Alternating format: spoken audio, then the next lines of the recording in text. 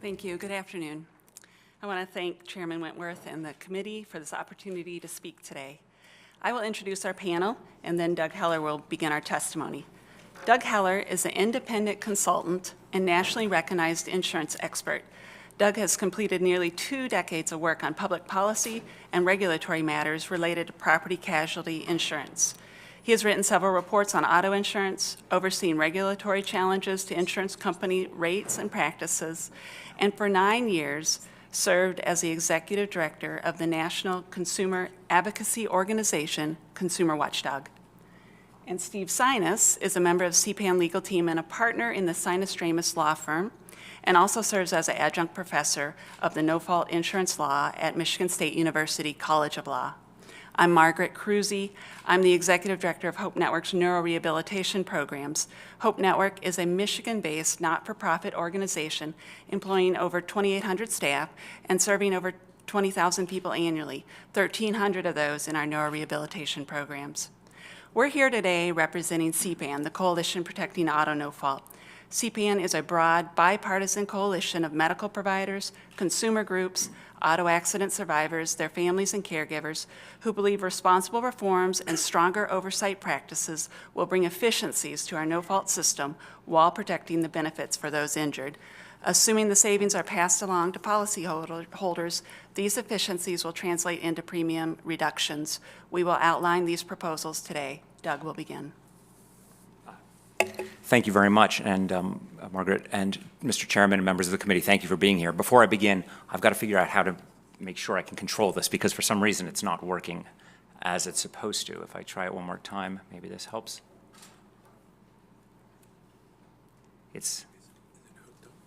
No, it's hooked up. I apologize, sir. It doesn't seem to be moving as it's supposed to. There, does that help? No? You're not seeing any changes on the screen.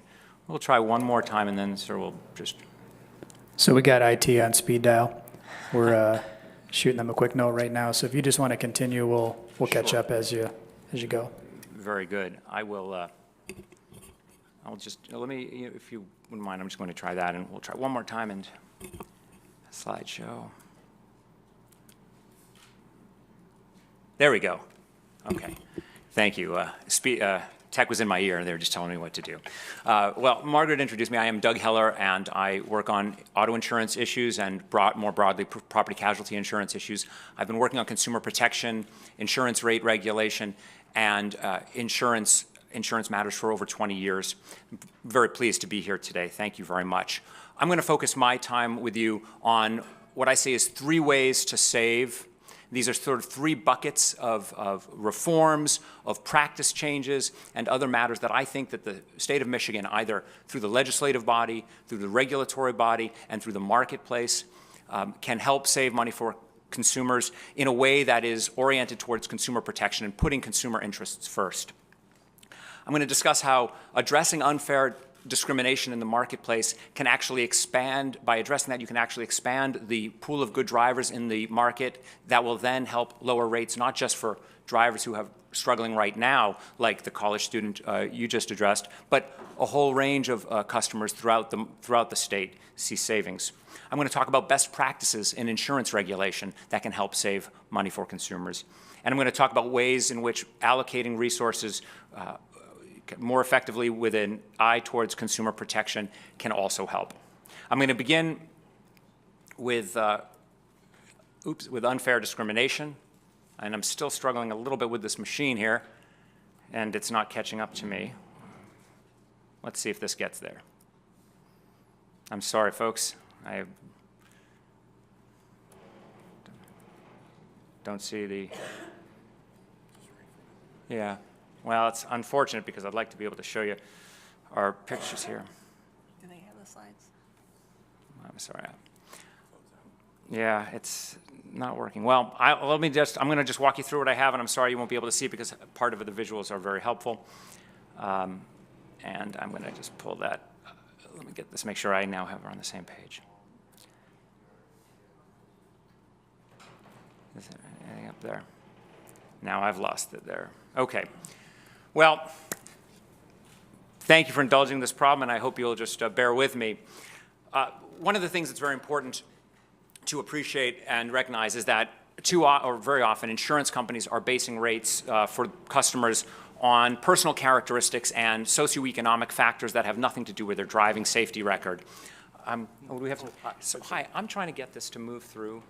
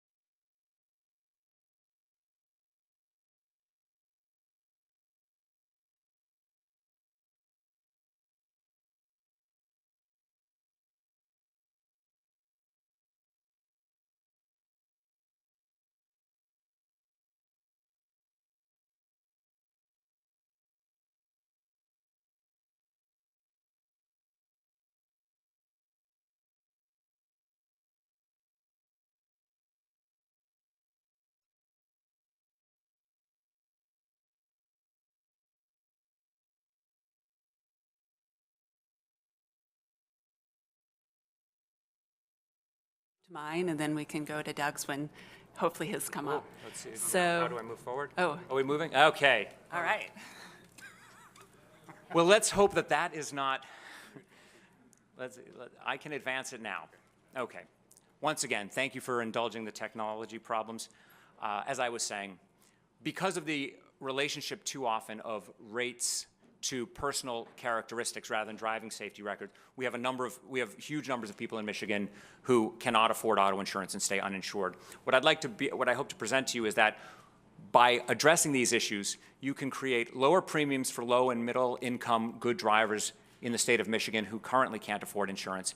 And also, you will see more insured good drivers, which will lower rates for everybody.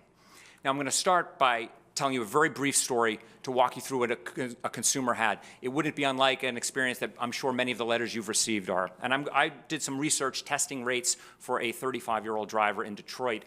And a kind of typical driver driving since age 16, drives a 10-year-old Pontiac G6 and a 10-mile commute.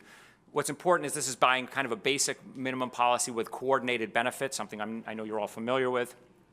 The most important thing is that this driver has a perfect driving record with no tickets or accidents. And the price this driver gets is $810, which isn't a bad premium. This is a man who's a lawyer with a graduate degree. He owns his home. He's currently insured, and he pays for his insurance all at once right up front. Now, if instead of being a male lawyer, our driver was a woman, her premium, and this is all quotes from a website from a very large insurance company serving Michigan, direct quotes just taken, she pays $162 more for a policy, even though she's the same good driver, just because of her gender. Now, if instead of being a lawyer, she was a factory worker, her premium goes up again. And if instead of having that graduate degree, she has a high school diploma, she's paying more still. Your college student who wrote in will see a price break when that college student gets the BA, but until it has the BA right now is going to be paying higher rates. That happens throughout the state. If in fact the driver, the factory worker doesn't own her home, she rents it, she sees a price increase for her auto insurance. And if she loses her job and is uninsured, prices go up again. Now, at this point, if she can't afford to pay $1,188 up front and she goes to installments, this company charges $17 a month on installments. Now, that's more than it costs to mail the bill, but that's what they charge.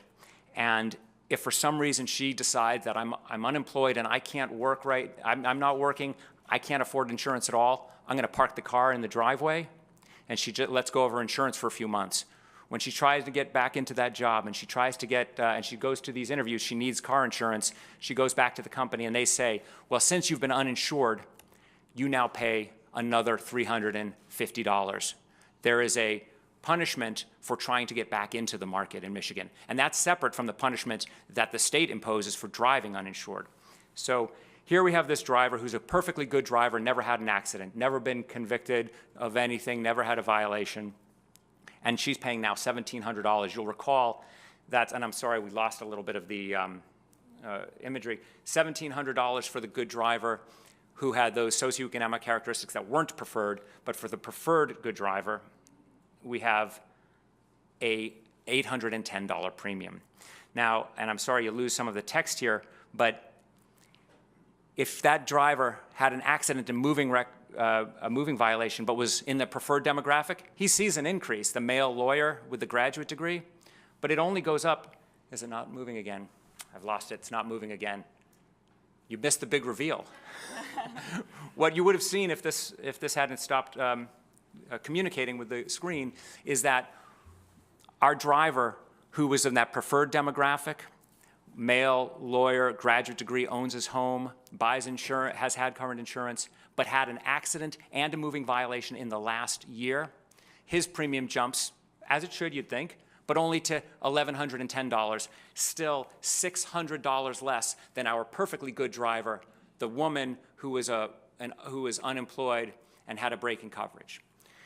That, well, you don't see it. That kind of a rating system imposed on drivers keeps them out of the market. It's why folks in Michigan the state of Michigan has one of the highest uninsured motorist rates. And we know in Detroit, we see pockets that are very high. And part of the reason is people can't get back into the market because of all of these barriers that are set up. I talked about previously gender, occupation, education, home ownership, prior insurance coverage, and ability to pay. I also want to add two more that I didn't test, but it would look like I did. You can't see it. So marital status is a rating factor that is used by several companies in Michigan. And that means that if you're single, if you're divorced, you will pay more for auto insurance, even if everything else is the same and you have a perfect driving record. In fact, if you go to the websites of several companies, they have a pull-down menu asking about your marital status, and they ask you whether or not you're widowed. And if you select the box that says widowed, your premium in the two companies that I tested jumped by $200 a year. Perfect driving record. And we've seen this, and I've heard the story of somebody who said, I lost my husband, and I hadn't dealt with the insurance before. He always dealt with it. But when I made my call to the insurance company, they told me my premium was going up. And that was because there's a widow penalty. It's allowed under Michigan law right now. And that creates yet another barrier for drivers. Another issue that I don't think it's the connection, unfortunately. Another issue that we see in auto insurance pricing that is critical, I think, to the, yeah, it's the, yeah, I'm not sure. It's just, no, it just stopped communicating again.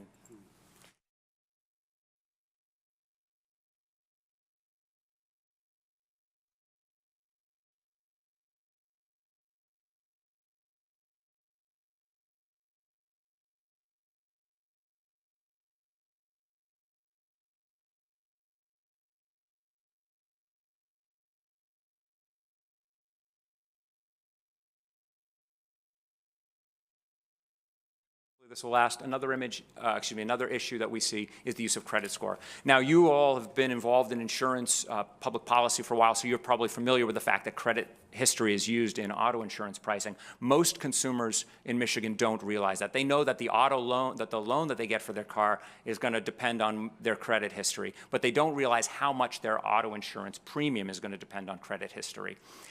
And this is from Consumer Reports magazine. They did they looked at all insurance policies in Michigan and took the averages for those which were associated with people with good driving records. If you have excellent credit score, your average premium in Michigan is about almost $2,400. If you only have good credit, so you're still a high credit person, but good credit, your premium jumps by $400 for the same good driver. And if you have poor credit, your premium more than doubles, and you're paying $5,700 a year for a policy, even though you have a perfect driving record. Now, if you compare that, you'll see that it's almost the exact same amount that somebody with excellent credit pays, even if they've been convicted of driving under the influence. So you have a system which is out of sync when a good driver will pay the same amount as somebody convicted of a DUI, simply because of their personal credit history.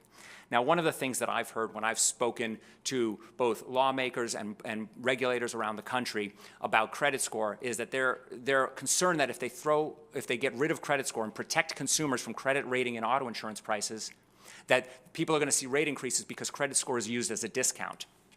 What you see before you is the Diff's Auto Buyer's Discount Chart. It's a list of all of the discounts that companies use, and this is one page of dozens of pages with all the auto insurers in Michigan, and it lists various discounts, including, as you can see, the highlighted one is the credit-based insurance score discount.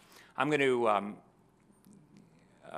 move to one of the companies and this happens to be one of the largest in the nation, or the largest in the nation. They offer up from a 0% to an 86% discount on credit score. So according to this logic, nobody gets penalized if they don't have a good credit score. They just don't get the discount. But is it really a discount? So I want to show you what that means, that 86% discount is, and how that works so you understand how addressing credit scoring could help save money for people in Michigan. If you have the best credit score under that 0 to 86% discount, you're going to see, we're going to just use a crafted premium of $1,000 for the sake of argument. Say you pay $1,000, that's a good driver annual premium for somebody with the best credit score. Well, if you have the worst credit score, it means the only thing you don't get is a discount. So everything else is fine, you just don't get the discount. But what does that mean for your premium? It means your premium is $7,000 a year. That's what it means to not get a discount. Even, in fact, if you just had a moderate credit score and you're getting half of the discount, now nobody would want to throw away half the discount. But what is the premium for this driver? It's $4,071 a year. Compare that with somebody who has the exact same driving record who's paying $1,000. So part of this is actually about language. When you call something a discount, if all you're doing is looking at the perspective of the person who gets the best deal, well, then that does seem great. But when you look at the people who aren't getting the full discount and you realize that their premiums jump to $4,000, even if you have moderate credit, or $7,000 with poor credit, the question is that discount really worth it? What I'm hoping that from this part of this presentation, the key takeaway will be is that unfair premiums drive safe motorists out of the market. And we want safe motorists in our pool. What it means when you have people who can't get to get policies because they can't afford them is you have a smaller number of drivers and of good drivers making up the insurance pool responsible for funding the accidents, and you end up having a pool that is skewed towards bad drivers. Bad drivers buy auto insurance. They know that they're going to need that coverage. Good drivers, if they can't afford it, if they're running into premiums that are too high for them, they will stay out of the market, drive safe, and hope they don't get pulled over. But what that means, and all of you are familiar with the health insurance debate and how important it is to get young and healthy, what we call the young invincibles, into the pool, we need that because they spread the risk without bringing lots of costs. Good drivers are the same thing. You bring their risk into the business, it's premium in, but you don't pay the claims out because they don't cause the accidents. By eliminating unfair discrimination that keeps these good drivers out of the market, you're going to spread the risk better, you'll bring in more total premium, and you're going to reduce the number of uninsured motorists. What that means is lower individual premiums across the board. So I think there is a mistake. It's a mistake that sometimes I hear that, well, if we fix this problem of unfair discrimination that's hurting lower income people and women and working folks or people that were out of the market trying to get in, all we're going to do is shift the dollars around. That's not true. When you make insurance affordable for people who aren't in the market, we expand the pool. That lowers the cost for everybody. And that's a critical difference that you can make, that insurance companies could make, that DIFs can make by prohibiting companies from using these kinds of factors. Now, I'd like to take a short segment before I pass along to talk a little bit about about some best practices that we've seen through my research. And again, I apologize for the slide problems here, but we know that Michigan, under Michigan law, requires every driver to buy insurance. That means we regulate the demand side of the market. We force everybody to buy it. But we don't do as much in terms of overseeing the pricing and selling of it, the supply side. And that creates an imbalance, and that's one of the big problems we have. By adopting practices in which we require insurance companies on the supply side to justify their rates and pricing practices, and by adopting pro-consumer rules to enhance the auto market, you can create savings that will benefit and flow to drivers throughout the state. And you'll never guess what happened. Lost it again. So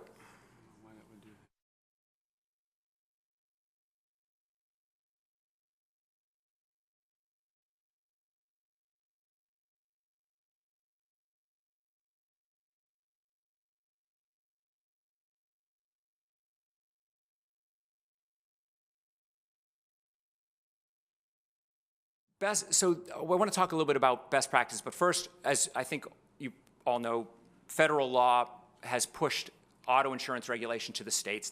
It's your purview.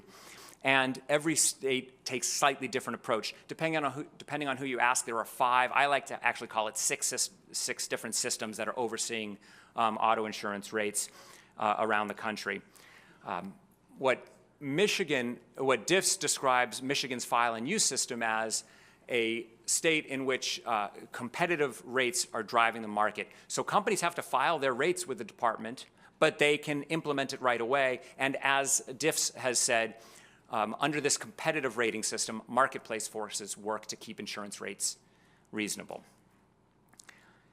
I want to tell you just a little bit about findings that I just finished and published with Consumer Federation of America about auto insurance practices around the country and regulation practices around the country.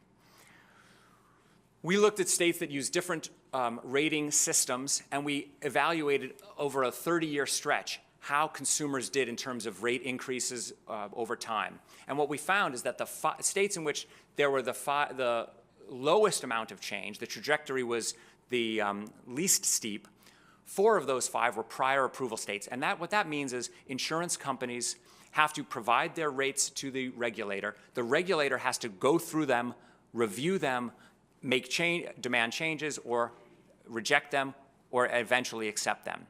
That process is the process that's responsible for the states with the least steep increases. Now, the states with the steepest increases over the past 30 years, forgive me, the table got shrunk here. Michigan is the 4th worst in this regard. Not the worst, but it's the 4th worst. But you'll see only one of those is a prior approval state. And let me tell you about Louisiana. During this time period, 3 of the insurance commissioners went to prison for corruption. And I think that speaks a lot about what was going on at the Department of Insurance. They were not implementing a consumer protection model, unfortunately. But what you really see is that the 4 worst scenarios were states that have a weaker oversight system of regulation. Companies just had to file their plans. They did not have to just prove up their rates and wait for a prior approval. So just looking at it across the board, prior approval states saw over 30 years about 1.5% increase a year, whereas the file and use and others were 70 to 100% in the fully deregulated state, which is Wyoming. Now, I want to just note one thing because people say, and I hear this a lot, well, regulation makes it an unprofitable business. It turns out that prior approval states, where the companies do have to go before the regulator and prove up their rates, are actually seeing a slightly above average profit. And I think that in part that's because insurance companies are required in a prior approval state to really justify that they're neither excessive nor inadequate. They can't go lower rates briefly, try to buy up market share, and oscillate back and forth. And what we see in less regulated states is a lot of oscillation in profitability, and you see more stability with prior approval. We did a calculation that if best practices, and I'll talk a bit more about that, if best practices were applied throughout the country, states could save consumers over $60 billion. You should know, and I'm sure you know this, Michigan is not the only state that is in which consumers are struggling with high insurance and with frustrated consumers. And we calculated that in many states you could see significant savings. Michigan, our calculation was almost $4 billion a year on auto insurance premiums. So what are these best practices that we talk about? I put them into 2 buckets: stronger oversight and consumer protections. On the stronger oversight side, we've talked about prior approval of rates. That means making sure the companies put all of this forward and have to justify their rates before a department expert who can review the rates and question them, as well as lawyers who can question the legality, because we see some of these unfair practices that may not actually meet the threshold of state law, but if nobody's looking at them effectively, companies can get away with that. A second is to have clear standards to determine rate appropriateness.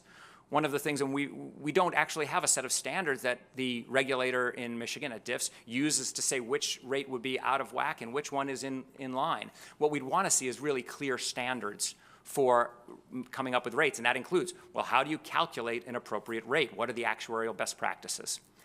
We also look for efficiency standards. States where you have actually required some efficiency in the companies, for example, not being allowed to pass through advertising costs and not being able to pass through lobbying costs and having limits on how much insurance companies can spend on their marketing to agents. When you have those efficiency standards in place, we see rates pushed down. Full transparency is important. There should be no black boxes. Unfortunately, there are premiums that are being charged to customers, and regulators don't even see the entire algorithm that goes into setting those rates. And if they can't see it, they can't judge it. And finally, we advocate more public participation.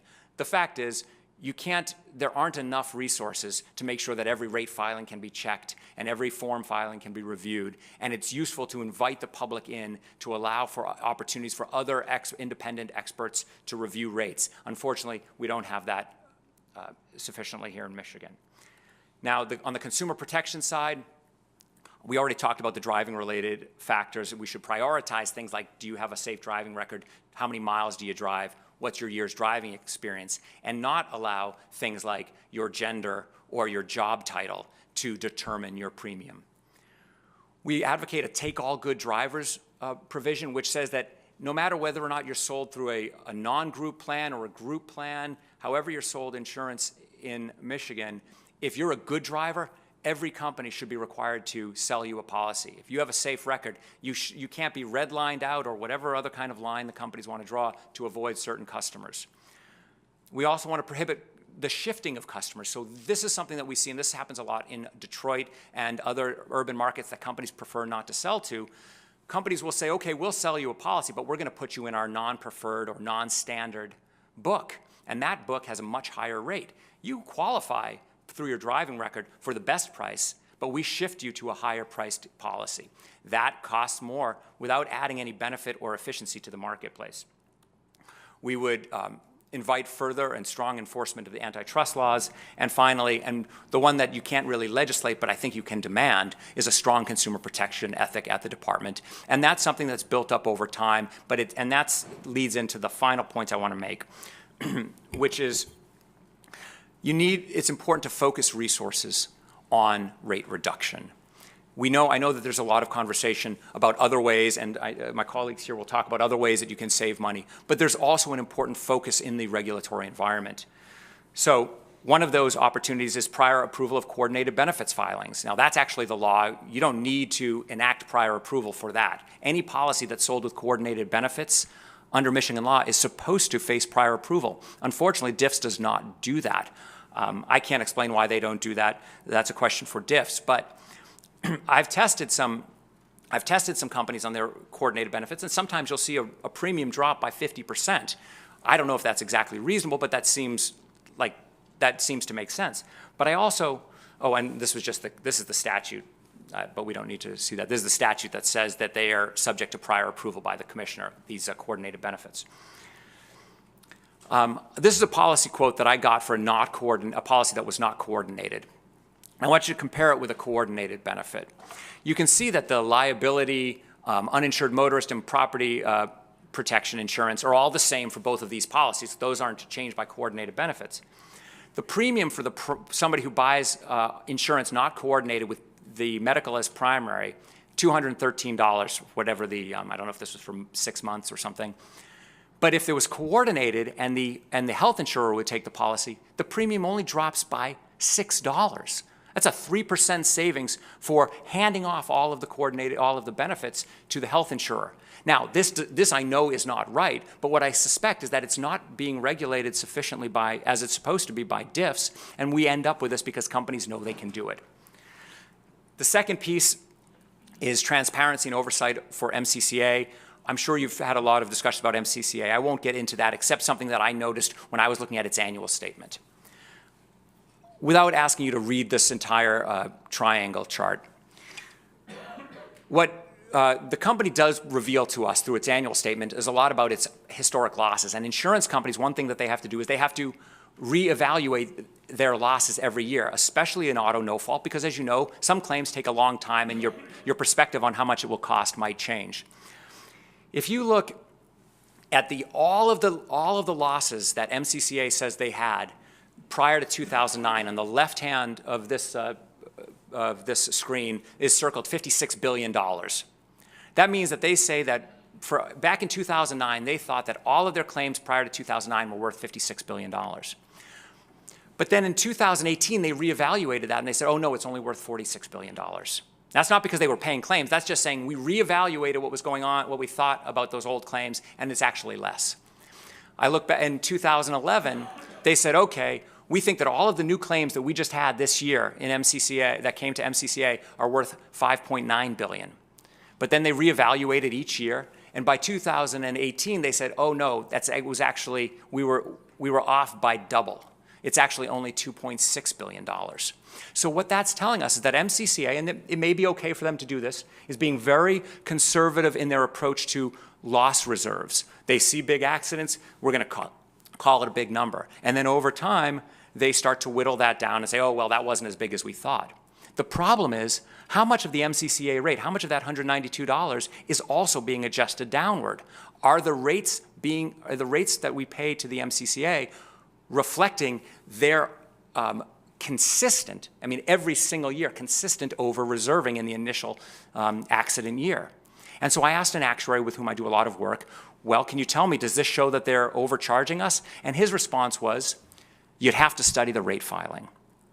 Unfortunately, we can't do that because we don't see their rate-making process. That's not transparent to us. We can see their annual filing, so we see their loss development, but we don't see how they apply that to their rates. That means we may be overpaying dramatically, or maybe not. But you should be able to see this. So that's an important thing that you can do to help determine if there are some solutions within MCCA. And then lastly, the thorough review of rate filings. Michigan has the 10th largest population in the nation, but it's 17th when it comes to staffing diffs. Its number of rate analysts aren't so bad, though we've been told that there are only 2 rate analysts that focus on auto, but it doesn't come in, it comes in at about a little bit better than its population ranking. The big problem that I see is property casualty actuaries. According to the NAIC data reported by Michigan, there are 0 property casualty actuaries on staff. That's tied for last. Only 17 states, mostly smaller states, do not have an actuary on staff. I've heard that DIFS does make available a life and health actuary to help if there are problems, but a life and health actuary doesn't do the same work as a property casualty actuary. You can't tell if insurance companies' actuaries' work are good if you're not having actuaries look at the product. And then similarly, you can't tell if you have unfair discrimination in the marketplace if you don't have enough attorneys on staff. And Michigan ranks 18th in the nation in terms of staff resources for attorneys. Now, what I note is when I look at the budget for DIFS, they pull in more money than they're spending and allocate for these roles. So even though they brought in enough money to cover actuaries and some of these, they didn't spend it all. And I don't know why that is. That choice is a choice that's been made. That tells me they're not allocating resources efficiently and effectively to protect consumers. It means that we have 1,500 companies and 1,686 P&C filings back in 2018. 167 companies have to be served by each analyst. That's 187 filings per analyst per year. Now, if you've seen rate filings or some of these rule filings, they can be hundreds of pages long. DIFS this morning on the Senate side testified that they can be thousands of pages long. So you have an analyst, each analyst has to review 187 filings that could be thousands of pages long. They are not going to see the problems of unfair pricing and excessive rates. This is just a little comparison looking at Ohio and California and the US average of other departments, and you'll see Ohio has 5 actuaries, California 11. You see that there's just a different focus in other departments, and I think that this is something that you could insist upon is more pursuit of consumer protection at DIFS. Now, I finally want to talk, this is my just about the last slide. One of the things that I've heard through the discussions with folks here in the legislature and around is that there is an interest in going to something called a PIP choice. Now, PIP choice is not a word that's used nationally, but there are several states that use a model like that where you can have, there's a capped or a minimum PIP that you have to buy, and then you could buy more if you wanted. But I want you to know that when you look at the average premium, excluding comp and collision product, which is not mandatory in any state, when you look at the average premium, the most expensive insurance in the state is in Florida, which is a PIP choice state with a very low minimum PIP. The second most expensive auto insurance market in the country is New Jersey, which has a PIP choice model. The third is New York, which uses a PIP choice model. The fourth is Louisiana, which uses a tort liability model. We also talked a little bit about Louisiana earlier. Fifth is Michigan with auto no fault. And then 6 and 7 are a PIP choice and a tort liability. My only point with that is that the solution isn't to change the product if we haven't addressed the supply side first. And we have to address the supply side in order to provide savings for consumers before we start taking away the rights, before we start taking away consumer rights. And so I will just conclude by saying, if you work to address the unfair rating factors, if you work to ensure that your best practices and regulation are applied in the state, and if you work to ensure that resources are dedicated to consumer protection, I think there is a lot of savings to be had before we start going after the auto no-fault system that has provided a significant benefit for the consumers of Michigan.